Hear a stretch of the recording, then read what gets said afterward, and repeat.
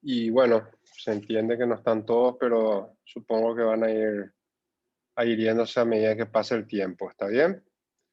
Bueno, ¿cómo va todo? ¿Qué tal le fue el examen?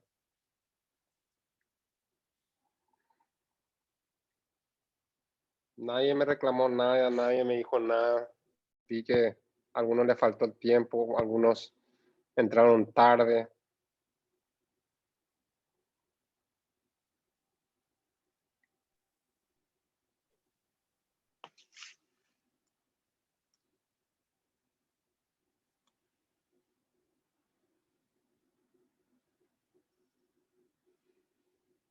Bueno, ¿están ahí? ¿Me escuchan? ¿Me escuchan Sí, bien? doctor.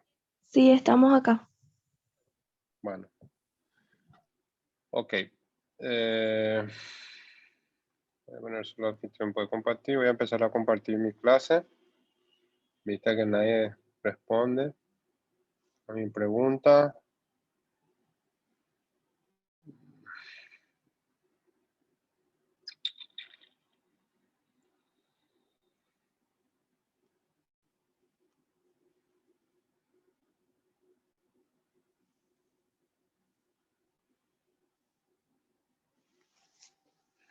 Bueno. ¿Están viendo ahí la Sí, clase? doctor, estamos. Ok. Sí. Bueno, vamos a empezar con una clase que tratamos de hacerlo lo más práctico posible, puesto que es una circunstancia que sucede y que puede tocarnos a cualquiera y puede a un médico general, puede recibir pacientes de esta índole, de pacientes con trauma ocular, ¿verdad?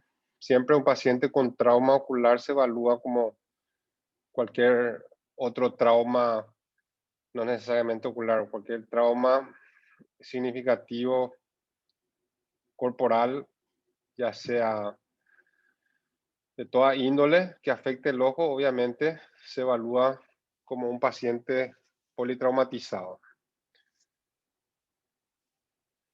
Bueno, antes que nada, recordar un poco que el ojo mismo tiene algunos mecanismos de protección. De hecho, estos mecanismos tienen la capacidad de evitar o soportar ciertos tipos de trauma y, en todo caso, aminorar los daños colaterales producidos por este trauma. El globo ocular, que es la estructura más importante del aparato visual, está cubierto en la mayoría de sus paredes gracias a la cavidad orbitaria. O sea, se encuentra dentro de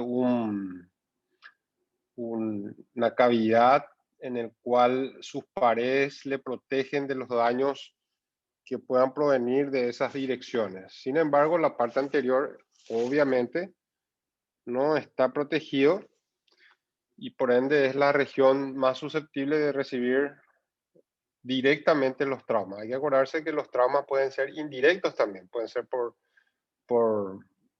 la onda expansiva producida por un trauma, no necesariamente que se produzca al globo ocular. Entonces, como recordarán en anatomía, el globo ocular se haya sostenido dentro de esa cavidad gracias a los músculos, tendones que soportan al globo y le dan cierta movilidad también. De ello, eso es de alguna manera una ventaja, puesto que constantemente en el día a día el ojo se ve sometido a ciertas vibraciones que constituyen microtraumas, por decir así. Pero esas microvibraciones o esos micromovimientos que en el día a día hacemos, que deambulamos, de alguna manera va acompañado gracias a que el ojo tiene estructuras de amortización, que son los músculos extraoculares, la grasa orbitaria, los tendones y tejidos que la soportan. Por ende, de alguna manera, estos son también o constituyen maneras de preservar las estructuras más sensibles del ojo.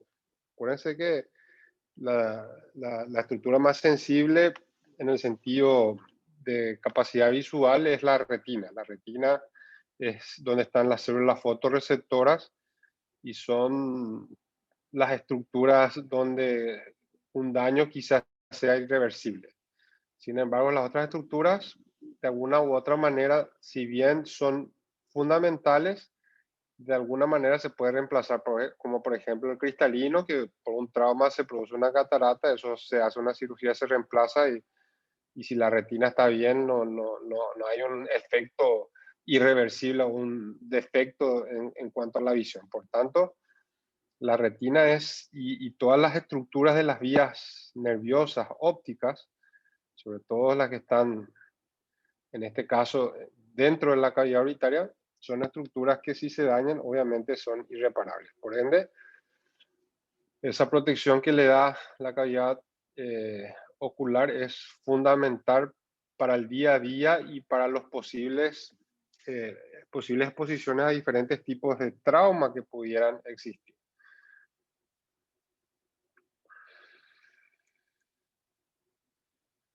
De hecho,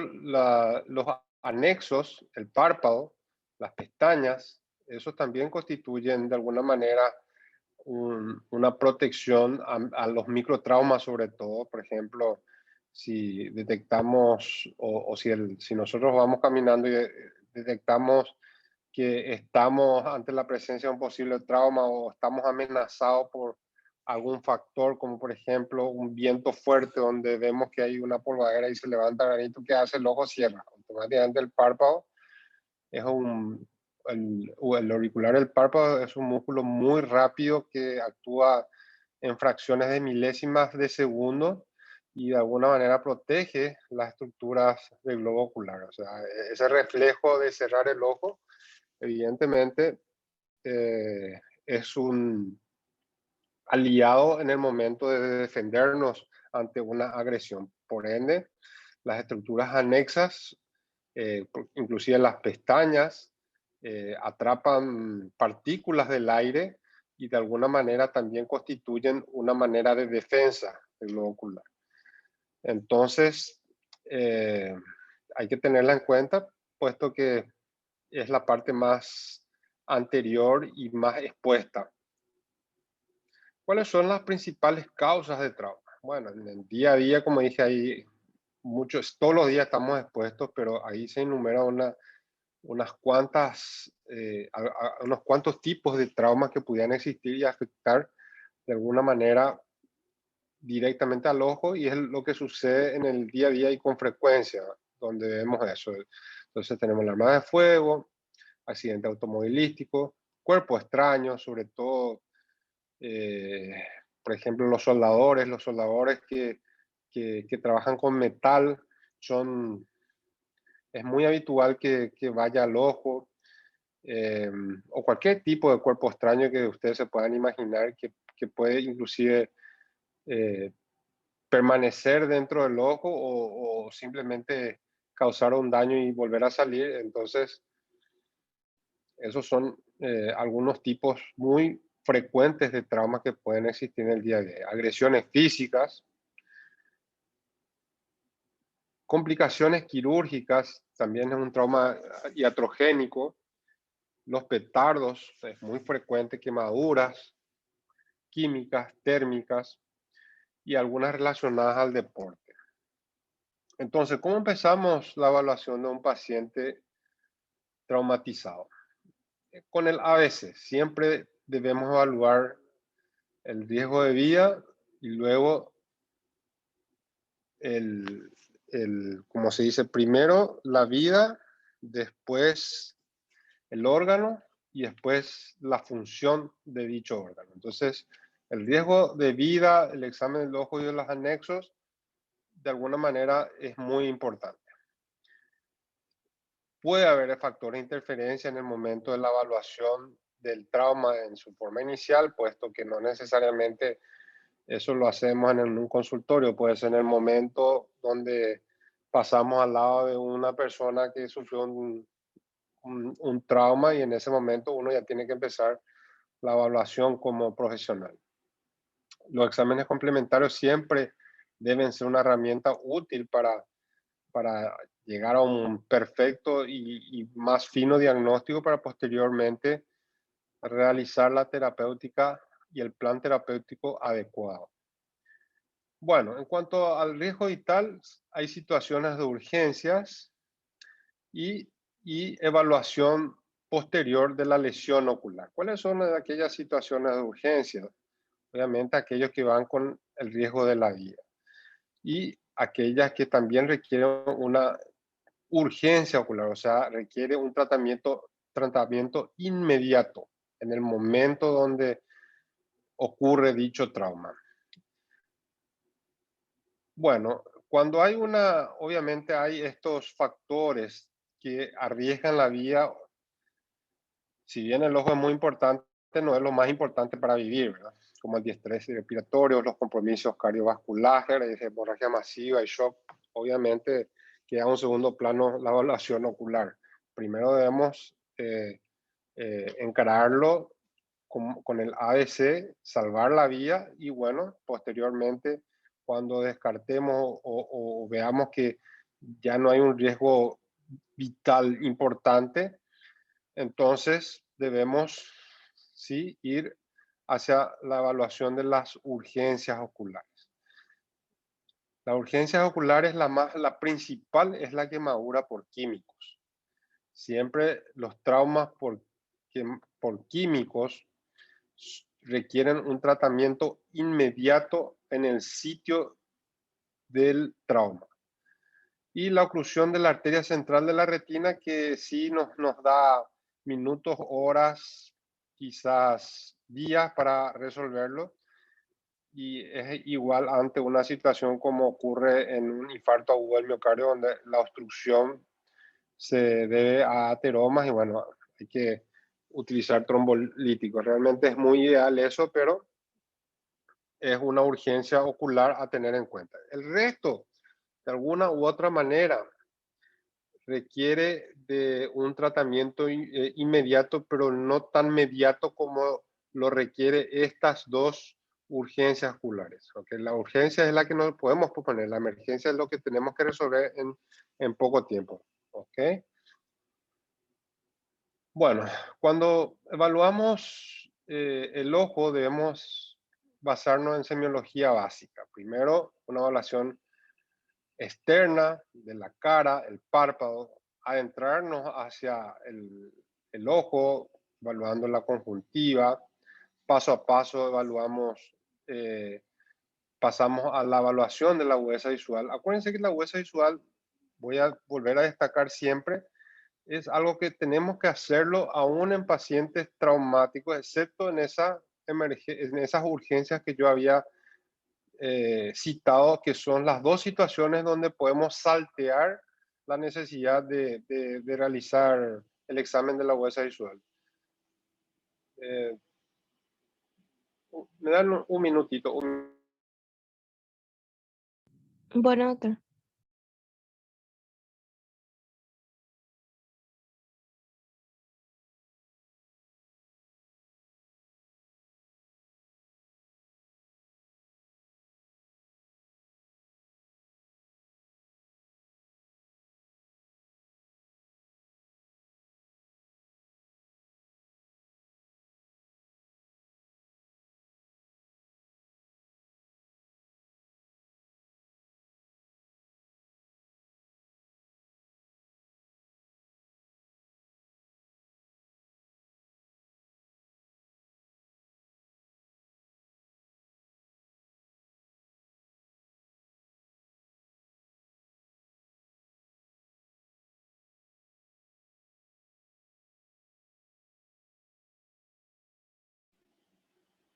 Bueno, disculpen la interrupción. Entonces, la agudeza visual, como dije, es un factor pronóstico importante en cuanto en el momento de la primera evaluación, es un factor pronóstico importante del trauma ocular. Cuando tenemos un paciente cuya agudeza visual es muy afectada, obviamente significa que no tiene buen pronóstico. no es a rascatabla esa regla, pero sí es muy importante. Pero aquellos pacientes que sufren un trauma y cuya agudeza visual está preservada, obviamente tienen mejor pronóstico que aquellos que no, ¿verdad? Eso parece algo lógico, pero es un factor importante, pero mucha gente obvia. Por eso es importante tomar la agudeza visual antes del examen propiamente de las estructuras, ¿verdad?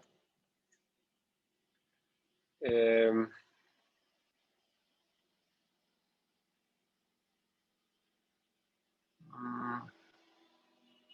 ¿Me están escuchando ahí?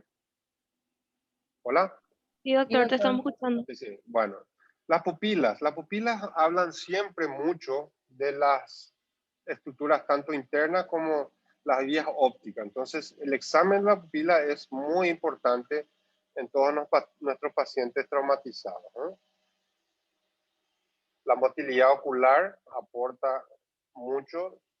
Ustedes en la práctica semiología creo que ya vieron cómo se evalúa la motilidad ocular. Simplemente se le hace observar un objeto al paciente y empezamos la posición primaria de la mirada y vamos con la cabeza quieta, orientando nuestro objetivo en diferentes direcciones y observar el ojo si puede realizar los movimientos de abducción, de aducción, de movimientos superiores e inferiores para evaluar dicha motilidad. Cuando se haya limitado, obviamente estamos ante la presencia de un posible trauma o fractura inclusive de la órbita. Vamos a ir viendo después. El campo visual podemos hacerlo rápidamente por confrontación y quizás en un futuro, ya cuando las urgencias o la emergencia está ya en frío, podemos evaluar con el campo visual computarizado. La evaluación empezamos luego evaluando el segmento anterior. ¿Se acuerdan lo que incluye el segmento anterior? La córnea, la cámara anterior, el iris, el ángulo, el cristalino, ver si no hay sangre en cámara anterior. La PIO, que es la toma de la presión intraocular, eso quizás ya un especialista lo hace, pero hay que evaluar la presión intraocular. Y luego nos adentramos hacia la región posterior, si es necesario que dilatar la pupila y controlar el vitrio, la retina y cómo se ve el aspecto del nervio óptico en un paciente traumatizado. Lo ideal es evaluar todo. Entonces, vamos a tener obstáculos, como dijimos, factores de interferencia, pero bueno, para eso están los exámenes complementarios que nos van a ayudar a llegar al buen diagnóstico. Y como recalco otra vez que es pregunta de examen, la agudeza visual al ingreso es el factor de pronóstico más importante en los ojos traumatizados. Bueno, factores de interferencia, entonces lesiones asociadas sin riesgo de vida, como hemorragias, trauma del sistema nervioso central, que desorientan al paciente, que hacen que no podamos hacer una buena evaluación, u otras lesiones. Enfermedades sistémicas, diabetes, mellitus, quiero decir, enfermedades cardiovasculares, coagulopatías, todo eso pueden de alguna manera diferir nuestro diagnóstico o alterar nuestro diagnóstico, pero interfiere ante la posibilidad. Quizás nuestro paciente no le evaluamos, tiene una mala agudeza visual, pero es un paciente diabético que tiene otra afección. Entonces nosotros asociamos al trauma, pero en realidad es su diabetes. A eso se refiere como factores de interferencia. Estos son los tipos de afecciones que pueden afectar el ojo y tener en cuenta en los pacientes. Entonces, el paciente traumatizado hay que hacerle una buena anamnesis en lo posible, a ver si no tiene una enfermedad sistémica que nos pueda interferir. Los cuerpos extraños son factores de interferencia también. Y bueno, examen complementario ya se imaginan que pueden ser varios. Esto vamos a pasar rápido porque vamos a ir destacando algunos de ellos después. Radiografía simple, tomografía, resonancia, ecografía, electrofisiología, estudios hematológicos.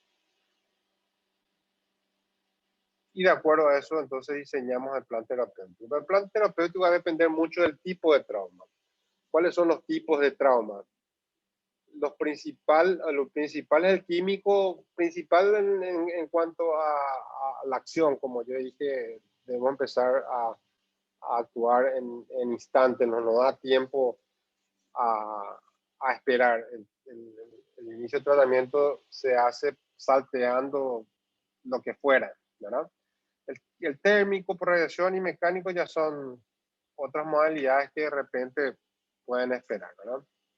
Entre los químicos hay dos tipos de químicos principales, los básicos y los ácidos y los álcalis, mejor dicho, ¿verdad? El álcalis es mucho más agresivo, produce una afección en el cual se libera hidroxilo, eso tienen mucha penetrancia, tienen la capacidad de ser muy agresivos porque queman el ojo y rompen las barreras básicas de protección epitelial de la córnea, la conjuntiva e inclusive de los tejidos blandos como los anexos, como el párpado, ¿verdad? El ácido, sin embargo, por su factor hidroxilo, tiene más limitación en cuanto a la penetración. Si bien produce mucha molestia, al igual que el álcalis en cuanto a dolor y afección de la huesa visual, los efectos secundarios son menores por esa autolimitación a la penetración de la membrana basal. Entonces, las quemaduras químicas, lo principal que puede suceder es una afección de la córnea. La córnea se opacifica y queda blanca. Una córnea blanca es sinónimo de mucho edema, pérdida de la transparencia y por ende una pérdida importante de la agudeza visual. ¿Qué producen en la córnea? Si bien afecta a otros tejidos, la córnea es nuestro tejido blanco, nuestro tejido por así, más sensible en las quemaduras. Los ácidos producen desnaturalización y coagulación de las proteínas epiteliales, pero respetan la membrana basal epitelial. El daño es autolimitado, sin embargo, el álcalis, al ser más liposoluble, produce saponificación de los ácidos grasos de la membrana, lisis de la membrana celular epitelial. Por ende, acuérdense que la córnea tiene 5 capas. La primera epitelial, luego está la membrana de Bowman, posterior el estroma, luego el estroma está en la membrana de Descemet y el endotelio.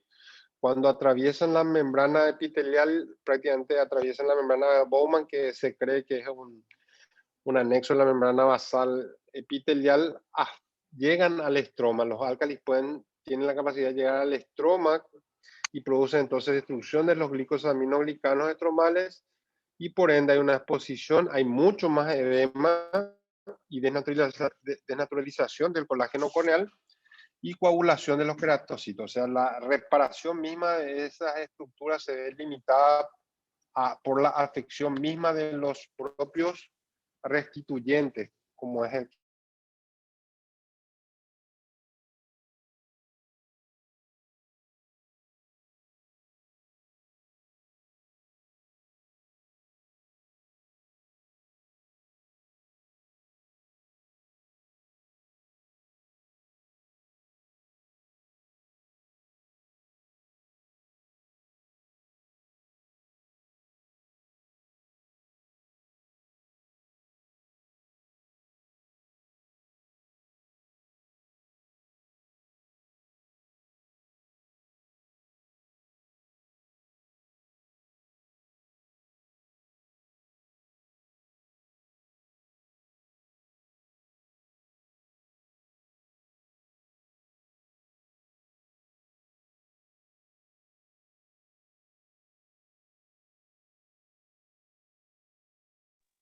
Doctor, tu micrófono está apagado. Perdón, ¿ahí me escuchan? Bueno, Sí. como decía, el tiempo de exposición en los álcalis es muy importante. Por eso que los pacientes que llegan a la urgencia es importante hacer la buena anamnesis para saber si se hizo un lavado o no, ¿verdad? La mayoría se le va algo al ojo y lo primero que hace por instinto es lavar. Eso es bueno, ¿verdad? Pero Si es posible el lavado tiene que ser continuo, no es un instante nomás y ya está, porque al ser penetrante, a veces el efecto de arrastre que produce el mecanismo del lavado es insuficiente.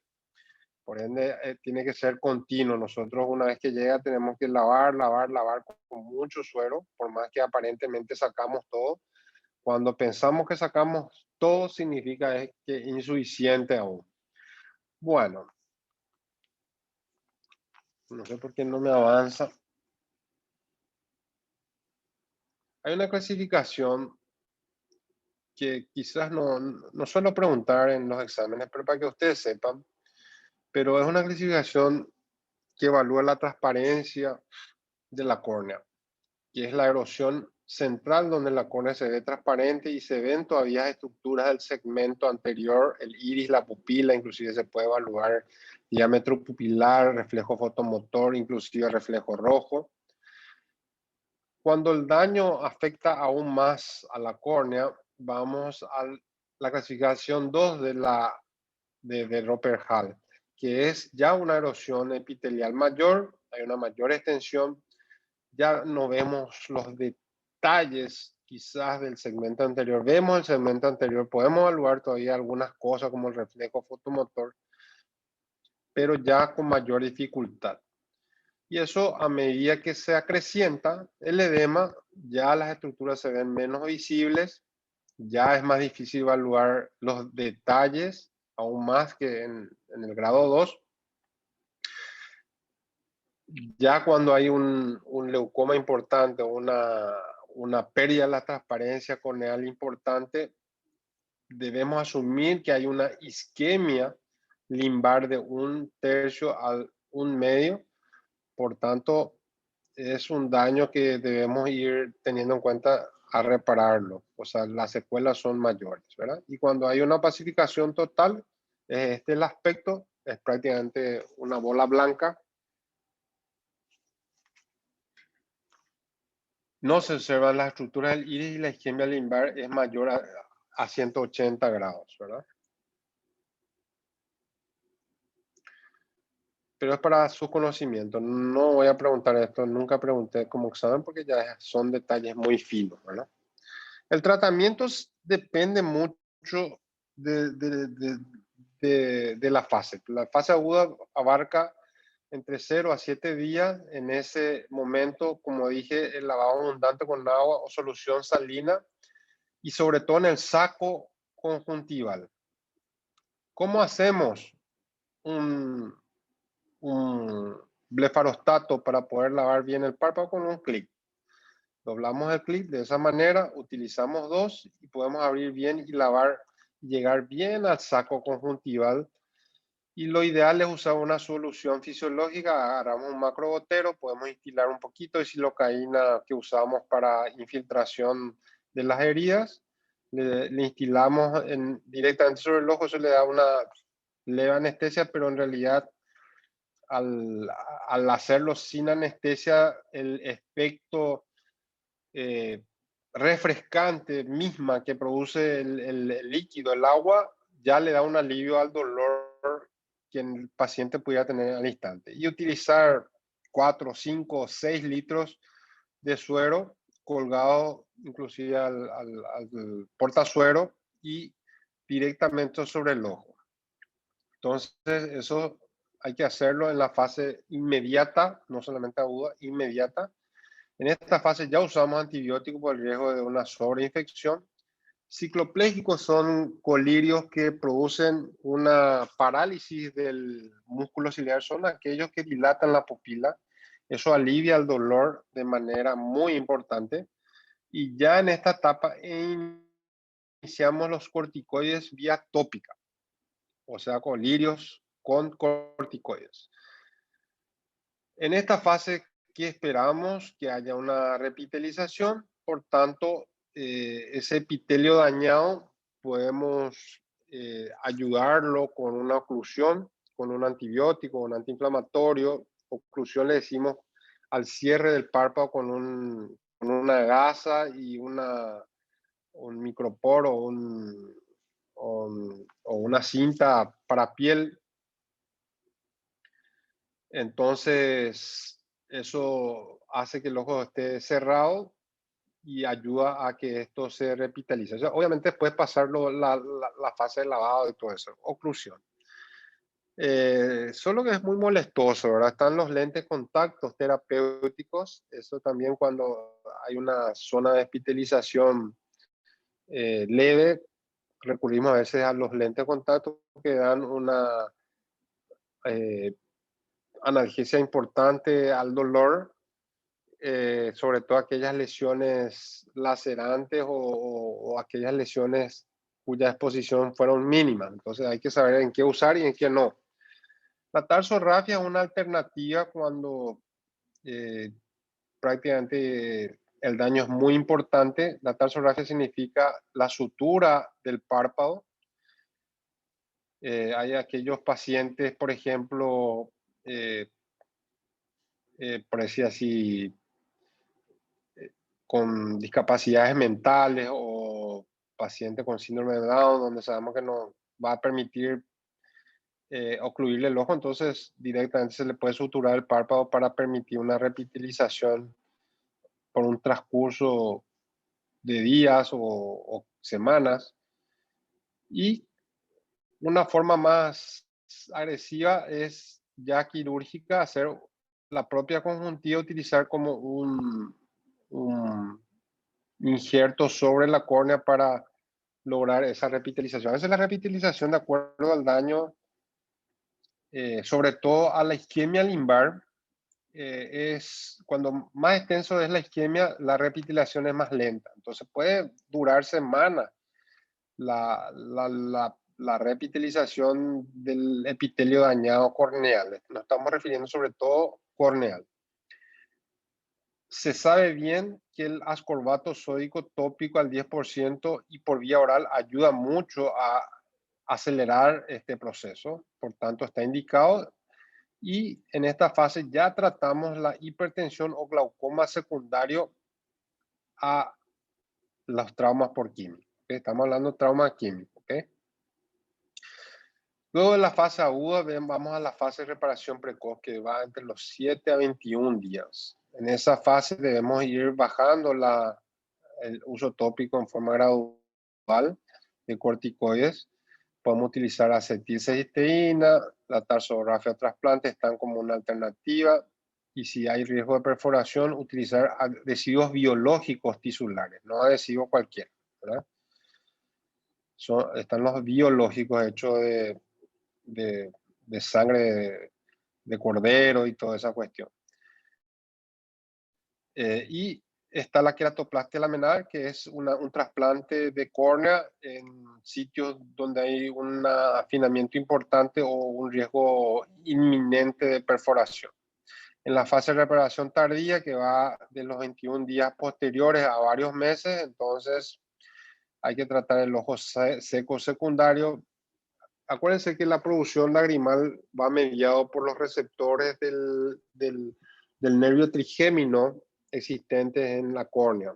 Esos de alguna manera estimulan y producen, son el gatillo disparador para la producción basal de lágrimas. Si se daña las estructuras nerviosas del epitelio corneal, o sea, del estroma corneal, la estructura nerviosa propiamente de la córnea, obviamente la producción de lágrima per se va disminuyendo y por tanto hay un ojo seco secundario, por tanto hay que dar unas lágrimas artificiales, quizás eso con el tiempo se recupera, quizás queda como una secuela importante. Paciente, la sequía ocular es una sensación horrible, que el que alguna vez tuvo nunca se olvida y por tanto requiere un tratamiento continuo. Hay forma de tratar con lágrimas o se hace a veces una sutura del punto lagrimal para aprovechar la misma lágrima y después existen otros tipos de tratamiento. Hay que tratar ya las alteraciones de la anatomía, los simbléfaros, las cicatrizaciones que pudieran afectar los anexos. Entonces, se hace ya una reparación quirúrgica en esa etapa. Se puede utilizar la conjuntiva como un trasplante de la córnea, sobre todo si es una córnea muy dañada, Esto se llama recubrimiento conjuntival, para posteriormente hacer un trasplante de córnea. Y como última medida, un trasplante de córnea. No necesariamente eso se hace a los 21 días, eso se espera mínimo entre 4 o 5, inclusive 6 meses posterior al trauma para entrar en la lista de trasplante o plantear la posibilidad de un trasplante. El proceso debe enfriarse bastante bien. Este es un ejemplo de un trauma por álcalis cuya transparencia corneal se perdió totalmente, y uno dice, ve esto, el paciente queda prácticamente ciego, pero hay esperanza, puesto que a veces las cicatrizaciones conllevan a una epitelización, conjuntivilización propia de la córnea, pero posteriormente uno hace un trasplante de córnea y vuelve a recuperar la visión. Este es un paciente ya, el mismo paciente, pero con la córnea trasplantada. Esto, si se dan cuenta, la parte del medio es la córnea donante. Entonces, hay esperanza en cuanto a eso, ¿verdad? Entonces, los traumas químicos están sobre todo limitados a la parte externa del ojo. Por ende, el daño de alguna manera es recuperable, es reversible, ¿ok? No hay un daño de las vías ópticas, no hay un daño a la retina, por tanto, eh, hay, hay de alguna manera terapéutica capaz de volver a recuperar la función visual. Bueno, yo creo que por hoy vamos a ver químicos. El térmico y por radiación es muy similar en cuanto a la terapéutica, solamente la teología es diferente. Y luego el mecánico sí es más extenso. Por ende, vamos a ir separando en diferentes clases esto para poder ir también disipando ciertas dudas de todos ustedes. ¿Hay alguna duda hasta aquí? ¿Alguna pregunta? ¿Quién se anima a lanzar alguna? ¿O están todos durmiendo? No, doctor, acá estamos. Entonces la parte de térmica y por radiación, pero mañana no vamos a tener clase, ¿verdad? A la 1 no. Eh, mañana no. Mañana no vamos a tener clase. Ah, bueno, está bien. Vamos a programar para la próxima semana. Si es necesario, vamos a recuperar la semana que viene. Esta semana, porque las clases tengo que darlas yo, estas. Entonces, la semana que viene probablemente vamos a programar para dar 2 clases y terminar ya trauma. Está bien, doctor. ¿Estamos? Sí. ¿Otra duda aparte de la clase?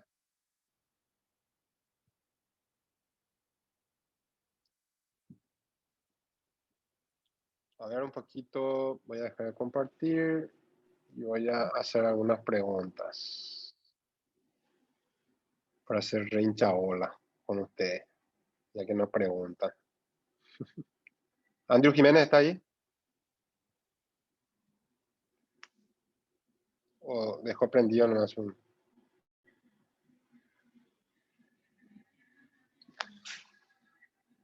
mi lista? Andrew Jiménez no estaba, llevar ausente, no se reporta. Sergio, Miriam Martínez. Sí, doctor. ¿Alguna vez se te fue algo al ojo? Así, algo traumático, no. La pestaña máximo. Ok, sí. En realidad parece una boludez, pero así es. Hay veces que se queda muy encarnada la pestaña. Hay una afección que se llama entropion, donde la propia pestaña crece hacia adentro. Hay personas que tienen una anomalía congénita, o hay factores como la edad que produce una retracción misma del párpado, y eso produce un microtrauma constante. Hay afecciones infecciosas como el tracoma que produce una retracción palpebral, y eso produce de alguna manera un daño lacerante continuo, un trauma continuo, y aunque no creas, es una causa inclusive de ceguera a nivel mundial. El tracoma fue en tiempos atrás por la simple trauma, microtrauma de las pestañas, alteración de la transparencia corneal y por ende una afección en la visión, ¿verdad? Pero sí, la pestaña puede ser algo tan inofensivo, pero dañino a la vez, ¿verdad? Ok. Doctor, Doctor, yo una tengo pregunta. Sí, Ahora todos tenemos dudas. Doctor, sí. justo sobre lo que vos dijiste de la pestaña, yo le conozco a una señora que tiene ese problema de que la pestaña de repente le crece y le entra y ella se arranca con la pincita. ¿Eso está bien? Y son unas medidas paliativas, no resuelven el problema porque va a volver a crecer esa pestaña, ¿verdad? De alguna manera le ayuda hasta que crezca y mucha gente vive así. Cada tanto se saca la pestaña, pero cada vez que uno saca la pestaña, las raíces, como ustedes saben, son más gruesas y traumatizan más, ¿verdad? En ese caso, el tratamiento es, si es solamente una pestaña, se puede hacer se quema, se depila, se hace una dermodepilación, inclusive nosotros hacemos con láser, y eso evita, quema el folículo y no vuelve a crecer. Pero si son muchas las que crecen, entonces se repara el párpado, se hace una reparación, se exterioriza, por decir así, la pestaña en su lugar habitual, de tal modo a que crezcan en una orientación tope a clavo, dice Sergio, ¿cierto? El famoso tope a clavo es el entropio, ¿verdad? Que muchos le dicen, pero no necesariamente eso, pero es cierto, el tope a clavo es el popular pestaña que crece hacia adentro, ¿verdad? Y la gente se quita, lo más fácil es quitar y resuelve el problema, pero es una medida paliativa. No sé si llamarle bien eso. Cuando tenés un dolor de cabeza y tomas el Borlané, y bueno, te pasó tu dolor de cabeza y está bien eso, y bueno, lo ideal como médico nosotros debemos atacar la causa, ¿verdad? ¿Otra pregunta?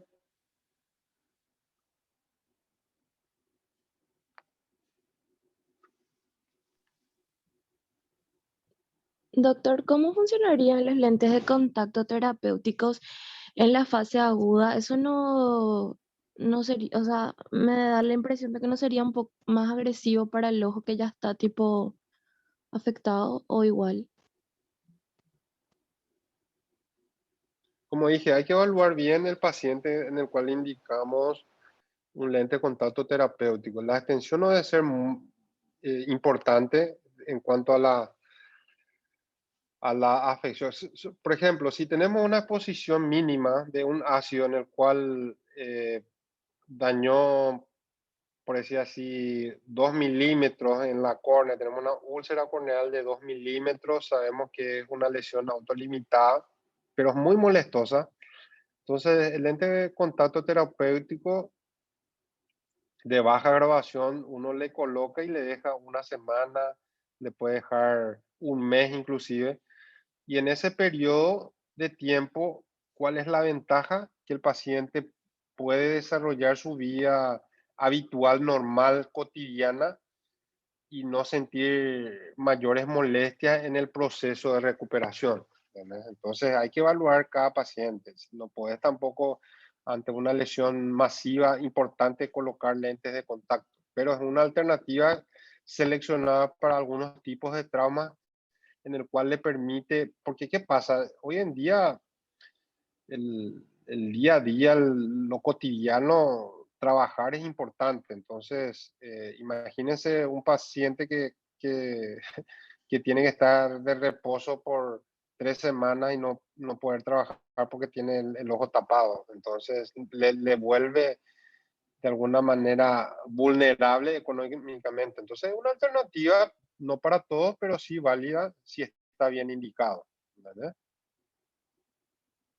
Sí, doctor. Doctor, sobre el parcial, algunos compañeros que se integraron después, porque hace rato no estaban muchos, me comentaron si es que para el próximo parcial podemos tener más tiempo para, o sea, que dure más tiempo el examen. Y sobre la bibliografía también me dijeron si es necesario consultar otros libros. porque creo que habían, o sea, según me comentó, o sea, eso, el tiempo y la bibliografía, si hace falta leer otros libros.